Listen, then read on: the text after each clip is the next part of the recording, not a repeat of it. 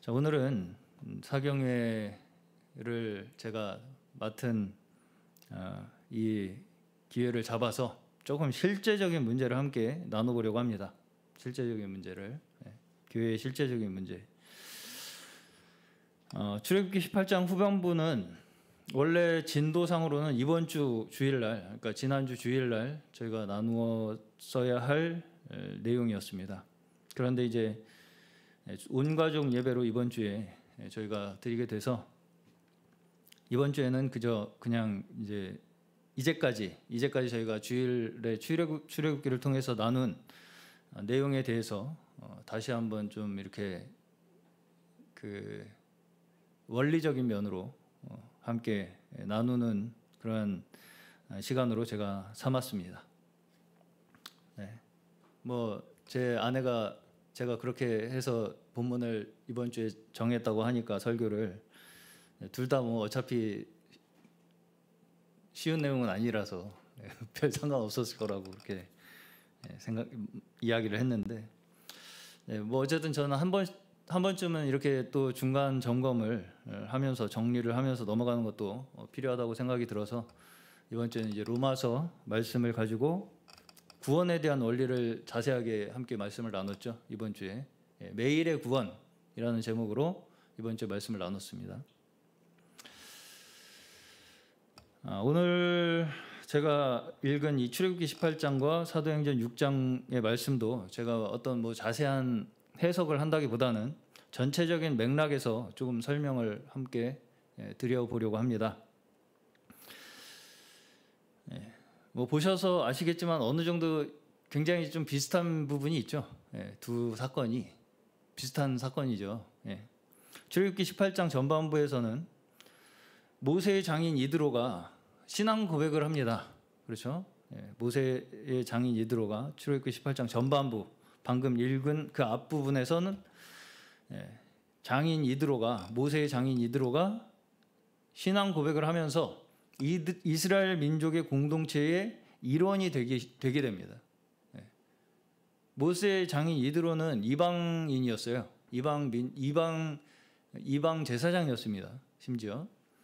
그런데 이 신앙 고백을 통해서 하나님께서 이스라엘에게 하신 일을 보고 그 하신 일에 대해서 신앙 고백을 함으로써 이스라엘 공동체의 한 일원이 되게 된다는 것을 18장 전반부에서 이야기를 하고 있습니다.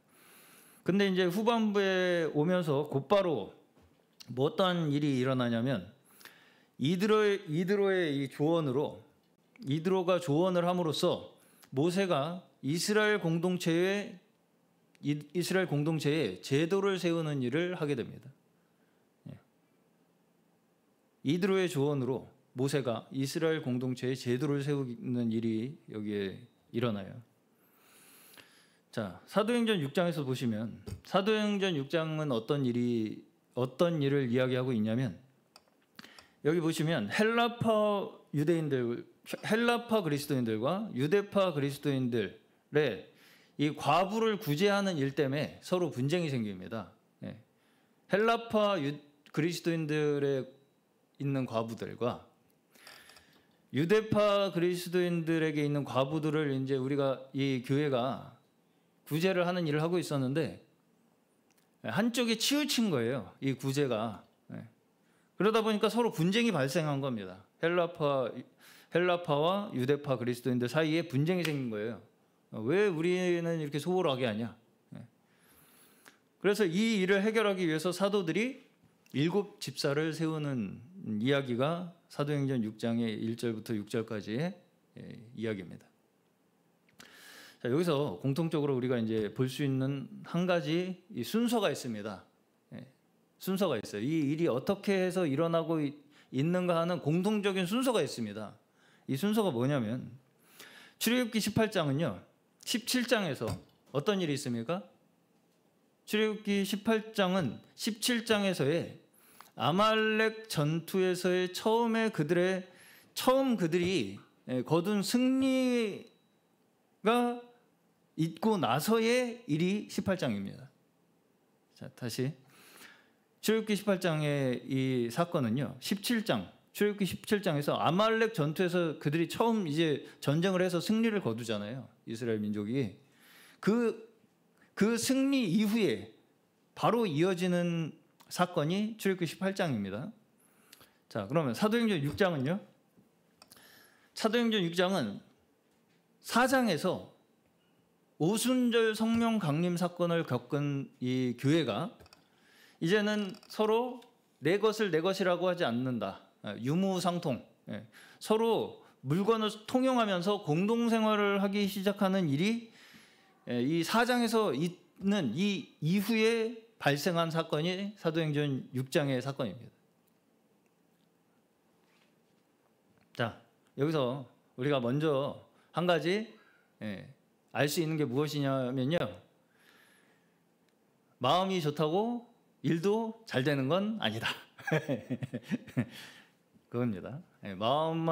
좋은 마음만 가지고 있다고 해서 모든 일이 다 잘 풀리는 건 아니다. 그겁니다. 한마디로. 자, 말하자면 지금 두 경우 다 복음의 능력에 의해서 엄청난 경험을 한 이후죠. 아말렉 사건도 하나님께서 그들에게 승리를 안겨주셨잖아요. 하나님의 능력을 확인한 이후잖아요. 아말렉 사건. 그렇죠? 그리고 사도행전도 성령 강림 사건으로 엄청난 기적을 경험한 이후에 바로 직후에 일어난 사건입니다. 자, 이스라엘도 전쟁에서 승리해서 하나님 앞에 물론 감사도 있었겠죠. 하나님께서 우리에게 이렇게 큰 승리를 안겨주셨구나. 와 동시에 뭐가 또 거기에 있을 수가 있냐면 우리는 아주 큰 승리를 거뒀어.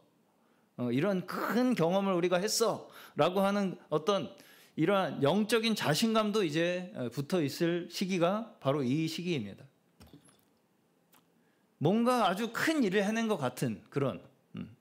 그래서 뭔가 우리가 지금 이렇게 해 나가는 이런 방법들이 마치 성령께서 우리에게 하시는 것 같은, 성령께서 우리에게 이렇게 큰 경험을 계속 이렇게 선사해 주시는 것 같은 그런 황홀경에 빠져 있을 법한 그런 때가 바로 이 시기입니다.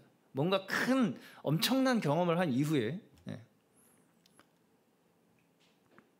그런데 이 두 사건 모두 공통적으로 그런 이후에 일어난 일이에요. 지금 큰 사건을 겪고 난 이후에. 근데 이 두 사건 모두 공통적으로 그 이후에 생긴 결과가 뭐냐면 뭡니까? 다툼이 생긴다는 겁니다. 다툼이 생겼어요. 왜 이렇게 모세는 재판을 많이 해야 돼요, 갑자기? 재판하느라고 정신이 없어요. 사도들도 그 다툼을 해결하느라고 일을 못 봐요. 그렇죠? 다툼이 생긴다는 것입니다. 아니 우리가 생각하기에는 그렇게 큰 영적인 경험을 한 이후에 왜 다투냐 이렇게 생각을 하기가 쉽습니다. 성령의 능력으로 뭔가 일어난 일의 결과라면 이것이 정말 성령의 능력에 의해서 우리가 겪어낸 경험의 결과라면 아주 모두가 기쁘고 아무 의견 충돌도 서로 없고 모든 일이 그냥 순탄하게 물 흐르듯이 다 그렇게 흘러가야만 할 것 같은데 어떻게 보면 그 어느 때보다 우리가 인생에서 겪을 수 없는 엄청난 경험을 한 직후에 분쟁이 생긴다는 것이죠. 분쟁이 생긴다는 거예요. 왜 이런 일이 일어날까요? 이것이 하나의 성경에서 하나의 순서로 이렇게 제시를 하고 있는 거예요. 공통적으로 출애굽기에서도 그렇게 똑같은 일이 일어나고 사도행전에서도 똑같은 순서로 이런 일이 일어난다는 것은 이것이 하나의 우리에게 하나님께서 이 사건의 순서를 통해서 계시하시고 가르치시고자 하는 하나의 영적인 원리가 있다는 것입니다. 여기에. 자, 왜 이런 일이 일어나겠습니까? 자, 많은 사람들이 우리가 어떤 좀 이 시험에 빠지기가 쉽냐면요. 큰 성령 어떤 뭔가 큰 커다란 성령 체험을 한 것과 같은 또 어떤 은혜를 막 경험한 것 같은 그런 하나의 이 경험을 겪은 이후에 뭐만 남냐면요, 거기에 감정적인 충족만 남게 되는 그런 시험이 있게 된다는 것입니다. 그러니까 그때 느낀 어떤 내 감정의 충족, 하나님이 이렇게 은혜를 많이 주셨어라고 하는 그 감정의 충족, 그 충족만 남아. 그 경험을 한 이후에 그러다 보니까 계속해서 그 감정적인 충족만을 찾게 되는 거예요, 신앙생활에 있어서. 그러다 보니까 자꾸 어떤 것을 통해서 자꾸 신앙생활을 유지를 해나가려고 하느냐면, 내가 뭔가 지금 어떤 의미 있는 일을 계속 하고 있는 것 같은 그런 체험을 통해서 내가 의미 있는 일을 함으로써 느끼는 카타르시스가 있잖아요. 사람이라는 게 다 있습니다. 만족감, 감동, 스스로 감동을 합니다. 내가 뭔가 스스로 의미 있는 일을 한 것 같은 그러한 경험을 통해서 스스로 감동을 한다고요. 보람도 느끼고요. 근데 이러한 경험, 감정적인 경험들 있잖아요. 카타르시스, 만족감, 또 내가 느끼는 감동이나 보람, 이런 감정을 잘못 우리가 오해해서 그것이 곧 성령의 체험이나 은혜라고 착각하는 경우가 많다는 것입니다.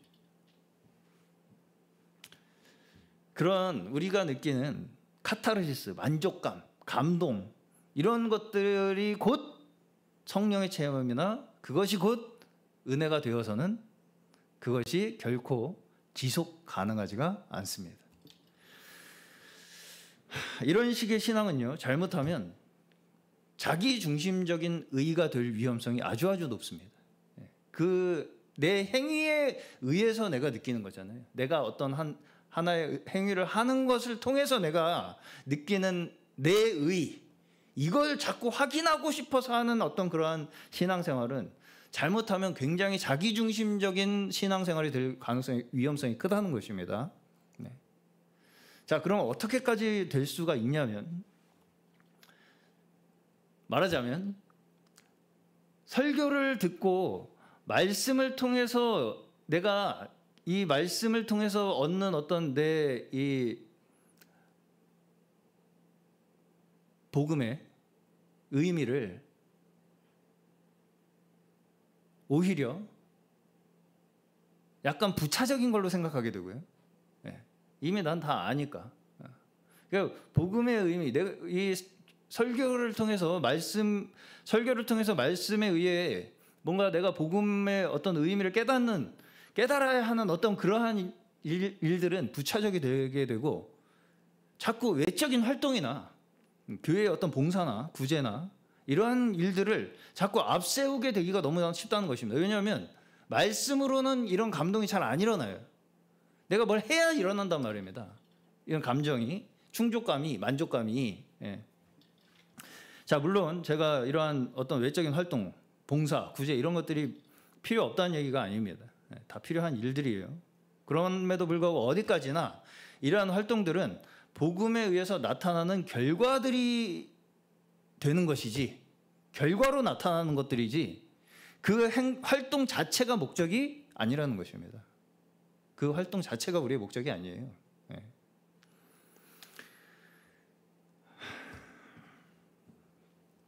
그 활동이 우리에게 복음이 주어짐으로써 나타나는 결과라는 것입니다.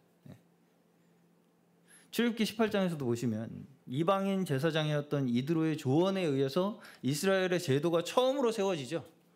지금 이스라엘이 광야에 나와서 아무 어떤 체계도 없이 제도도 없이 막 몰려다니다가 이드로에 의해서 처음으로 제도가 세워집니다.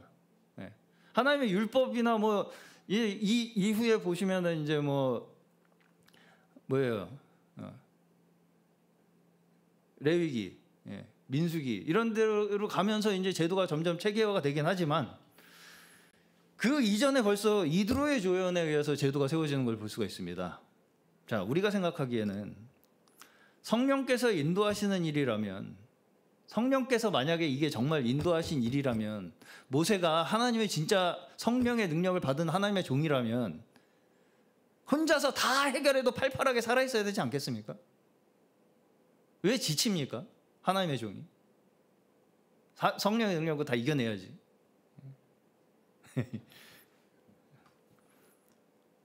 자, 어쨌든 모세를 하나님께서 먼저 부르셔서 가르치시고 이스라엘을 인도하도록 하신 것은 사실입니다. 그건 사실이에요. 그럼에도 불구하고 하나님께서 모세를 그렇게 부르셨다는 것의 의미가 그 한 사람이 모든 것을 다 해결하도록 하는 것이 하나님의 일하시는 방식이 아니라는 것입니다. 하나님의 능력을 증거하시는 방식도 한 사람에게 모든 능력을 다 몰빵해가지고 그 사람을 통해서 모든 일을 다 해결하도록 하심으로써 하나님의 능력을 증거하시는 것도 하나님의 방법이 아니라는 것입니다. 아니라는 것입니다. 네.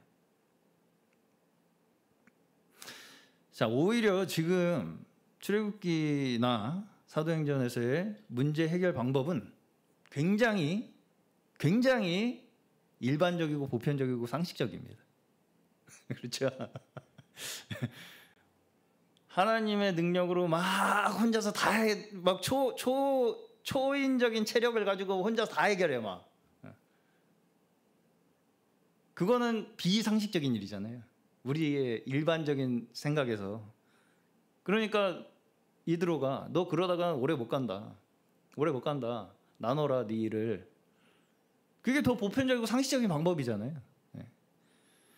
모세가 혼자 그렇게 계속 모든 일을 혼자서 다 하다가는 죽도 밥도 안 되고 지속되지도 못한다는 것이 여기서 이제 이야기하는 것입니다.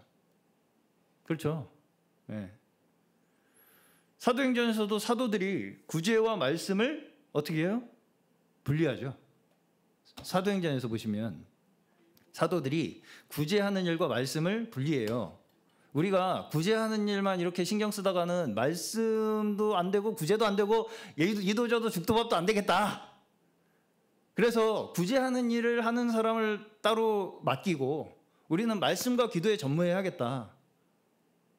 그렇죠? 그렇게 결정을 합니다. 사도들이. 그래서 실무를 맡을 사람 7을 세우게 됩니다. 7 집사가 이제 여기서 최초로 세워지죠. 교회에.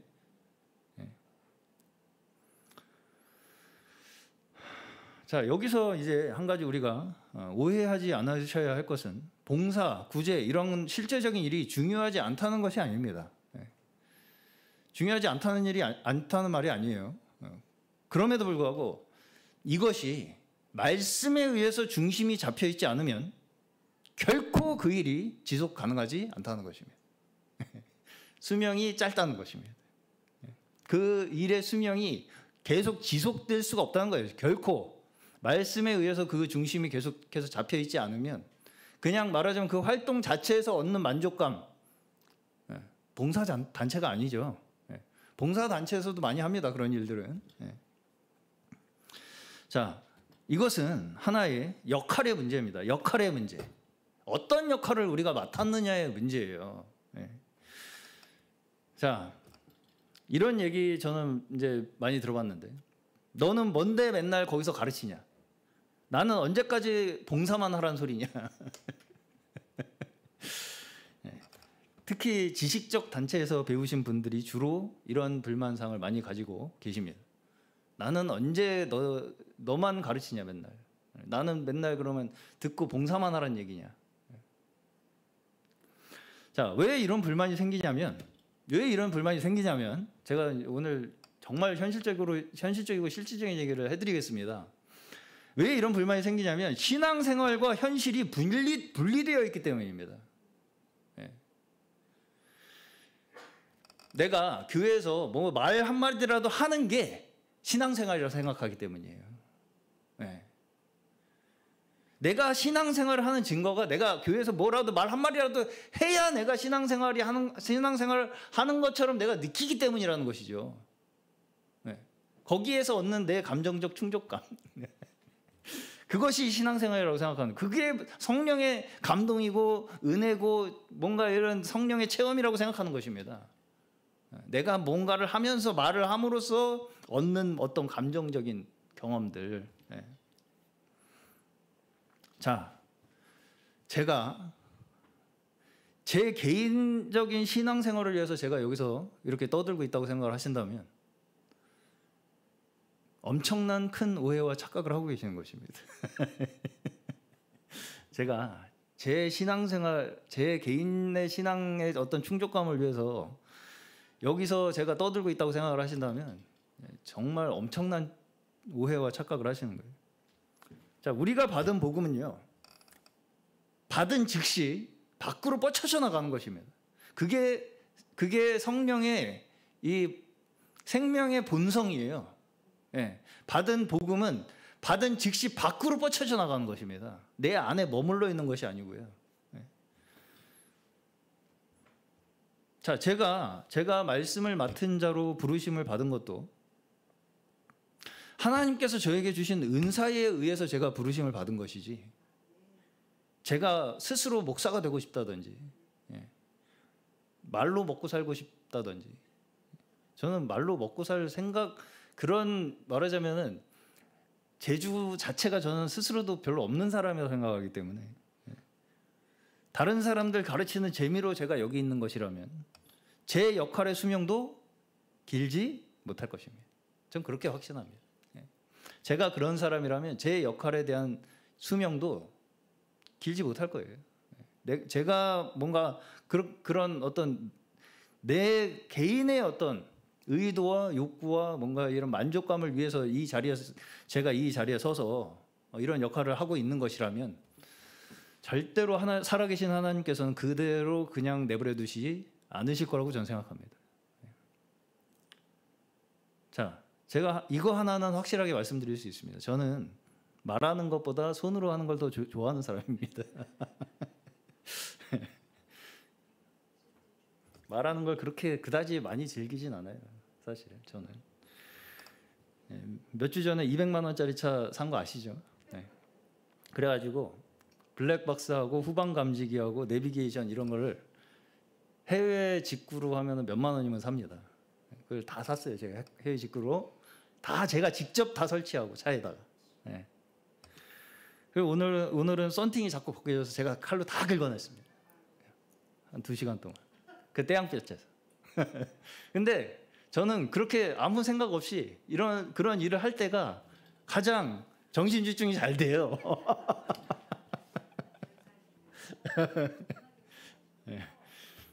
비정관도 지하가 습해요. 습합니다. 그게 이제 워낙에 지하다 보니까 약간 지하는 기온이 낮잖아요. 근데 계속 이제 밖에서 따뜻한 바람이 들어오니까 결로가 생기는 것 같아요, 벽에.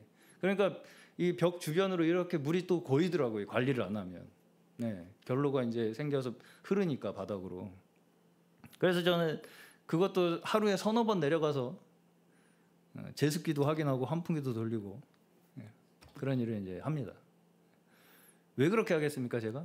그게 재미 있다기보다는 시드가 그걸 사용해야 되잖아요, 시드가. 우리 씨들이. 그러면 걔네들이 불편하지 않게 하기 위해서 하는 겁니다. 어쩔 수 없이. 그렇죠? 그게 재미있다고만 말하기는 어렵습니다, 저도. 그냥 신경이 쓰이는 거잖아요. 애들이 왔을 때 이거 교회가 이렇게 막 곰팡이 냄새 나고 그러면 안 좋을 것 같으니까 계속 신경이 쓰이는 것입니다, 저도. 자, 어떤 일을요, 한번 기분 난다고 하는 건 어쩌다 한번 크게 한탕 쏠 수는 있습니다. 기분이 나면 평소보다 좀 무리를 해서라도 큰 액수를 지를 수도 있어요. 쏠 수도 있고. 자, 그럼에도 불구하고 저는 제가 말씀드리고 또 강조드리는 신앙적인 원칙은 저는 어디에 있다고 저는 생각을 하냐면, 정작 우리의 복음의 능력이 확연되어야 할 곳은 우리의 매일 반복되는 일상 속에서라고 저는 생각합니다. 매일 반복되는 일상 속에서 우리의 이 사소한 우리의 행동 하나하나에서 복음의 능력이 저는 확인되는 것이 더 성숙한, 성숙한 그리스도인의 모습이라고 저는 생각합니다. 저는 매주 설교를 준비할 때마다 어떤 생각을 하냐면, 제가 이 말씀드리는 이 설교를 듣는 분들이 얼마나 현실에 이 내용이, 이 말씀이 영향을 끼칠 수 있을 것인가, 이것을 늘 고민하면서 전 설교를 준비를 합니다. 자, 어떤 설교가 사실은 우리의 피부에 더 감동적이고 은혜롭게 들리냐면요, 우리만 특별대우 받는다고 하는 설교가 훨씬 더 은혜롭고 감동적으로 들립니다. 우리한테만 좋은 일이 생기고 우리가 소풍 가려고 하면 비가 안 온다. 얼마나 감동적입니까? 하나님은 우리만 쳐다보고 계시는 것 같잖아요. 우리는 아픈 사람도 없다. 너무 감동적이죠. 쓰나미가 밀려오죠, 감동이. 그래서 우리는 다 잘났고 우리 교회가 그래서 진짜 교회다, 이런 말이 더 은혜롭게 들립니다. 사실 우리에게는 믿으면 축복받습니다, 이런 식의 논리가 들을 때는 굉장히 이 믿음을 굉장히 막 이렇게 성장시켜 줄 것처럼 그렇게 생각이 들죠. 믿으면 축복받습니다. 근데 믿으면 축복받는다는 이런 논리는 사실은 정죄감을 더 크게 만듭니다. 자, 믿으면 축복받는다는 말은 하나님을 시험하는 말입니다. 이런 이야기는 함부로 안 하시는 게 좋아요. 무슨 말이냐면, 나 믿었으니까 축복 내놓으라는 것입니다. 믿으면 축복받습니다. 이거는 나 믿었으니까 이제 축복 내놓으쇼, 이겁니다. 자, 그렇게 내가 믿었으니까 이제부터 나한테 나쁜 일도 안 생기고 우리 교회는 아무 뭐 싸우는 것도 없고 아픈 사람도 없고, 이게 현실입니까? 현실이 아니에요. 그러니까 이게 현실이 아니다 보니까 자꾸 이런 식으로 우리가 믿음을 확인하려고 하면 할수록 자꾸 그런 나쁜 일이 생기는 거에 대해서 내 책임이 아니기를 바라는 그 현실 회피만 키워집니다.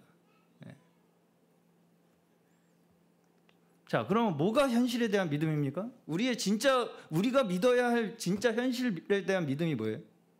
믿으면 축복받습니다, 이게 아니고요, 이미 받은 축복을 믿는 것입니다. 이게 진짜 우리가 현실에서 믿어야 할 믿음이에요. 믿으면 축복받는다는 건 나 이미 아직 축복 안 받았다는 거잖아요, 지금.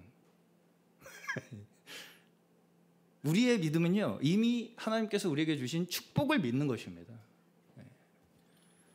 믿음은 축복의 조건이 아닙니다. 믿음이라는 것이 축복을 받기 위한 조건이 아니고요, 믿음 그 자체가 축복입니다. 믿음 그 자체가 축복이에요.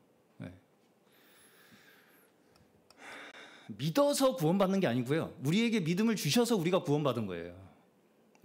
하나님께서 우리에게 믿음을 주셔서 우리가 구원받은 거예요. 내가 믿어서 구원을 얻어낸 게 아니고요, 그 보상으로. 믿음 그 자체가 우리의 축복이에요.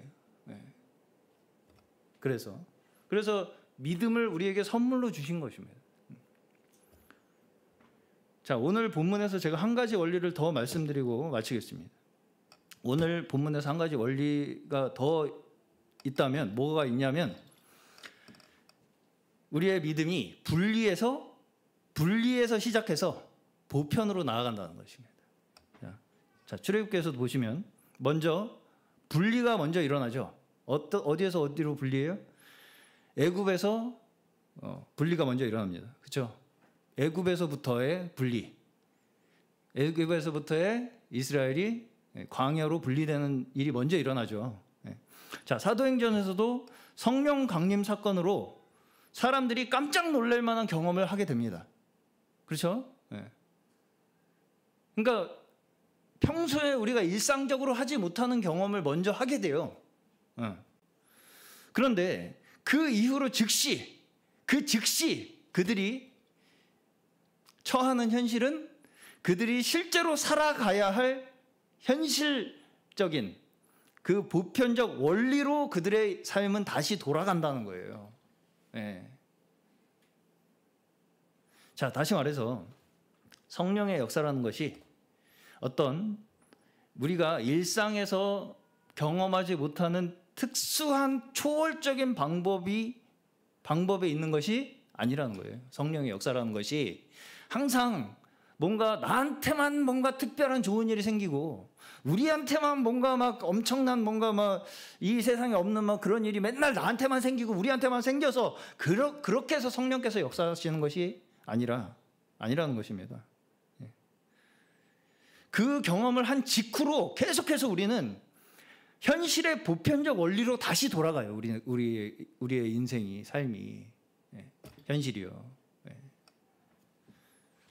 자, 여기서 먼저 분리가 일어나는 것은 나 자신을 위한 사건입니다. 애굽에서 분리가 되는 것은요. 애굽에서 이스라엘이 분리가 되는 것은 그 이스라엘 백성들 그들 자신들을 위한 것이죠. 네. 나 자신을 죄와 사망의 권세에서 분리해내기 위해서 먼저 일어나는 것이 출애굽입니다. 이제까지 나도 죄와 사망의 권세에 붙잡혀 있었잖아요. 애굽과 별 다를 거 없이 그 안에 살던 나를 분리해내기 위해서 일어나는 사건이 출애굽이고 성령 강림 사건입니다. 그 사건을 겪게 하심으로써 우리가 그 죄와 사망의 권세에서 구원되었다는 것을 우리에게 말씀하시는 거예요. 그런데 그러고 난 이후에 세상에서 분리가 되잖아요, 우리가. 그럼 세상에서 분리된 채로 그대로 사는 것이 아니라 즉시 다시 우리는 세상을 향하도록 되어 있다는 것입니다. 예. 구원받았다는 그 감정에 빠져서 자꾸 현실을 회피하고 내 뭔가 충족된 감정을 자꾸 방해하는 것들을 다 정죄하고, 그렇죠? 그런 식으로 우리가 많이 생각을 하잖아요. 내 구원의 그 감동을 빼앗는 것들이 다 사탄 마귀야. 그러한 신앙은 제가 구원이 아니라고까지는 말을 하지 않겠지만 영유아적인 신앙이다.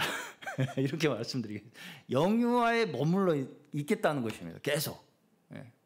난 안 자라겠다. 난 어른 안 되겠다. 난. 자, 우리나라의 기독교도 마찬가지였어요. 우리나라 기독교는 어디나 상관없이 예외 없이 자, 1세대 이 복음을 받은 우리 부모님 세대의 기독교는 구원이라는 경험에 모든 신앙이 다 포커싱이 돼 있었어요. 구원이라는 경험. 그러다 보니까 좀 어떤 식의 이 신앙생활이 주로 이렇게 자리를 잡고 있었냐면 종교적인 활동이 곧 복음이고 신앙생활이라고 생각하는 그런 식의 이 믿음이 주로 자리를 잡고 있었습니다. 종교적인 활동. 그러니까 종교적인 활동을 통해서 복음을 확인하고 종교적인 활동을 통해서 뭔가 신앙생활을 유지해 나갈 수 있다라고 하는 식의 어떤 그런 생각들. 그렇죠? 그래서 이제 교회에서 막 이 전도도 열심히 하고 봉사도 열심히 하고 구제도 열심히 하는 그런 활동들을 통해서 내가 마치 천국에 가는 마일리지를 계속 쌓고 있는 것 같이 그렇게 생각하는 그런 식의 신앙이 말하자면 우리나라 기독교의 부흥기에 형성된 신앙관이었습니다. 내가 열심히 여기서 뭘 하면 그걸로 내가 천국에 갈 수 있는 뭔가 자격이 조금씩 쌓여서 이렇게 이 정도면 내가 천국에 갈 수 있겠지. 뭐 이런 식의 어떤 생각. 자, 근데 거기까지 좋아요. 거기까지 좋습니다. 그런데 그렇게 자기 중심적인 경험에 의존된 신앙이잖아요. 다. 내가 이렇게 느꼈어. 내가 이렇게 열심히 하니까 기분이 좋잖아요. 만족감도 들고. 그런 기분이 계속 느껴짐으로써 내가 뭔가 이 신앙생활을 하고 있다는 걸 계속 확인을 하는 거잖아요. 그렇게 내 경험에 의존된 신앙이 이제 그 다음 세대로 넘어가는 데 있어서 지금은 역효과가 나고 있다는 것을 우리가 반드시 아셔야 돼요. 네. 그런 식으로 부모님들이 내가 경험한 대로 신앙생활을 해야 축복받고 그래야 신앙생활이라고 생각하는 그대로 그 방식대로 자녀들에게 밀어붙이는 그것이 지금 역효과가 나고 있다는 것을 기억하셔야 됩니다. 네. 그것이 지금의 현실입니다.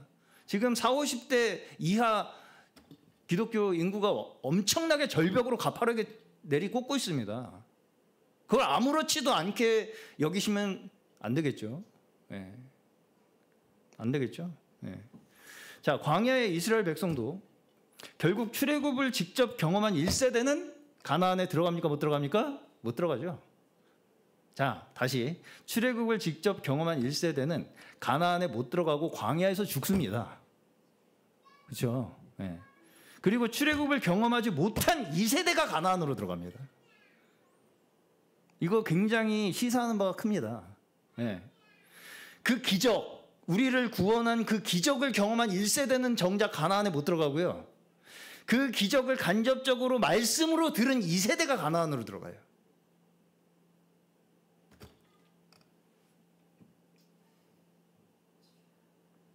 무슨 말이냐면 하나님의 구원이라는 것이 어떤 한 개인의 경험으로만 국한되는 것은 그 복음의 능력이 지속되지 못한다는 것입니다.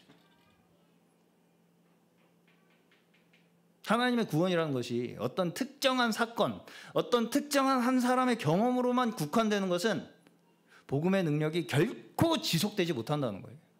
네. 자, 그러면 그 중심에 뭐가 있어야 된다는 것입니까? 결국 말씀이 있어야 된다는 것입니다. 말씀이 있어야 된다는 것이죠. 네. 예수 그리스도께서도 그 육신이 결국 죽으셔야만 됐습니다. 그렇죠? 그 죽음의 자리에 생명을 주시는 것은 말씀이지. 그렇죠? 예수 그리스도께서도 결국 그 육신은 죽으셔야만 됐다고요. 네. 육신이 살아가지고는 참 생명을 경험할 수가 없게 됐다고요. 그러면 그 죽음의 자리에서 진짜 우리에게 생명을 주시는 것은 말씀이죠. 죽는 척해서 기분이 좋아져서가 아니죠. 내가 죽는 척했더니 기분이 좋네. 죽어주는 척해서 기분이 좋아. 그래서 보람이 있어. 의미가 느껴져서. 이런 것들이 우리에게 구원을 주는 것이 아니라는 것입니다. 생명을 주는 것도 아니고요. 자, 우리가 누구를 돕는다고 할 때도 정말 내가 도와야 할 그 대상과 나와의 관계가 직접적으로 묶여있는 그 현실에서의 구제가 진짜 구제입니다. 네. 구제조차 어떤 하나의 명분이 되고 구색을 맞추는 것이 되고 하는 것은 결국 나를 위한 것입니다. 돕는 대상을 위한 것이 아니죠.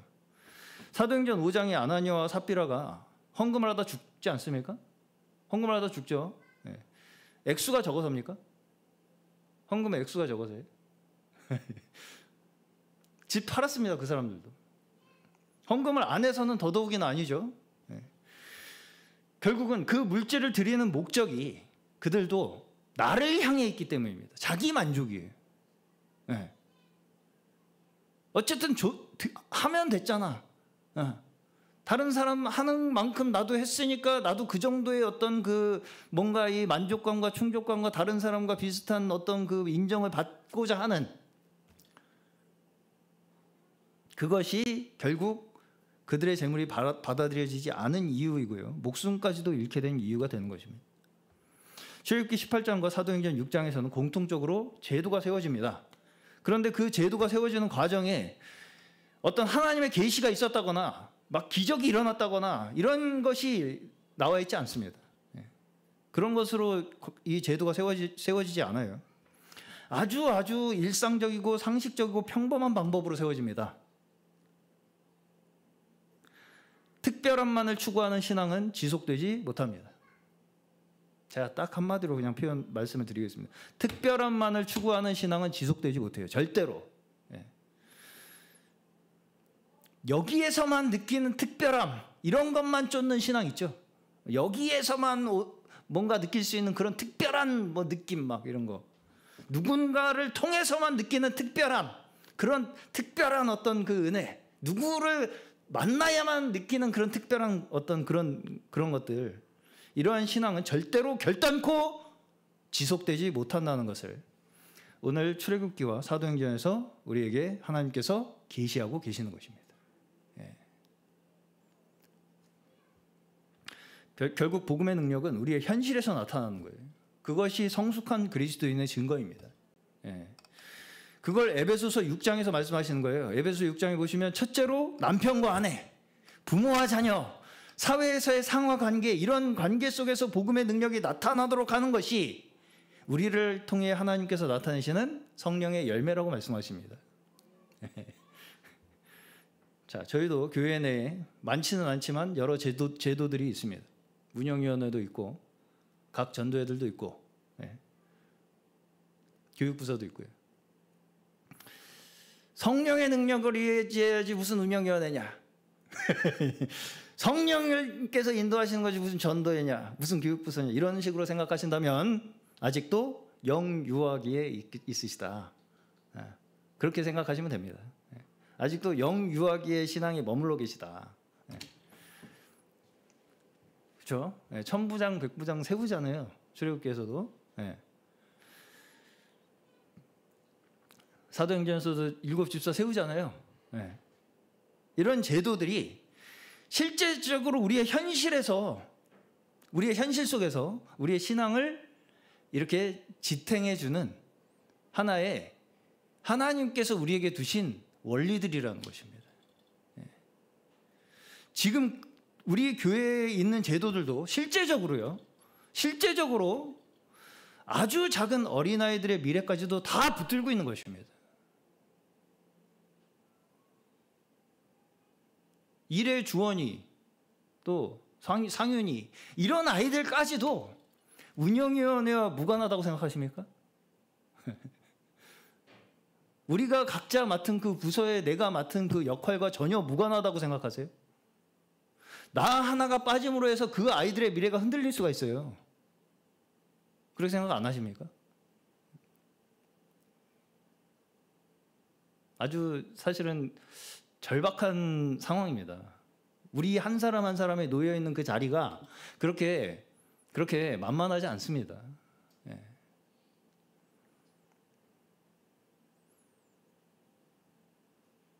그 교회 속에서 그렇게 각자 맡은 역할들로 세워진 그 제도들 속에 우리의 아이들까지 이 복음이 이어지도록 하는 하나님의 그 계시가 지금도 역사하고 계신다고요. 이어지고 계시고요. 그렇게 해서 이어지는 거예요. 우리만 막 좋았어. 우리끼리는 막 좋은데 안 이어져. 그러면 끝나는 겁니다. 그렇죠? 우리가 함께하는 그 현실 속에서 각자가 우리가 맡은 역할이 얼마나 중체대한지, 그 내 역할이 한 사람의 생명을 지금 붙들고 있고요. 그 작은 아이들의 미래가 거기에 달려있다고 하는 그 절박함이 하나님께서 우리에게 주시는 복음의 심정입니다. 그것이 복음의 심정이에요.